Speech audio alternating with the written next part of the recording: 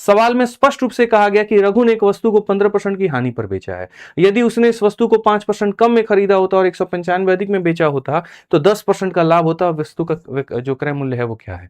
इस सवाल को बनाने के लिए मैं 1000 दफा लाभ और हानि में एक कंसेप्ट पढ़ाता हूं जिसे हम कहते हैं चार मीनार कंसेप्ट। जहां पर क्या होता है कि यहां एक तरफ में तुम सीपी लिखते हो और एक तरफ में एसपी लिखते हो और खूंटा गाड़ते हो चार। कैसे? पहले तुमने किसी वस्तु को हानि पर बेचा तो 100 के सामान को 15 के हानि पर बेचोगे तो 85 में होगा।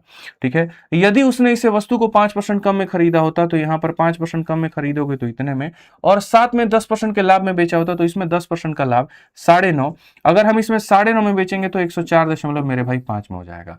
पहले जिस चीज को इतने में बेचते थे अब उस चीज को इतने बेच रहे हो तो तुम्हें फायदा हो रहा है कि नुकसान हो रहा है? तो 19.5 का मेरे भाई फायदा हो रहा है। और क्वेश्चन में कहा गया इतने का फायदा ही कितने के बराबर? 195 के, यानी 19.5 अपने आप का 10 गुना हो रहा है। तो मेरे भाई यहां पर क्रय मूल्य अपने आप का 10 गुना होगा, यानी ऑप्शन नंबर ए जो होगा करेक्ट आंसर होगा।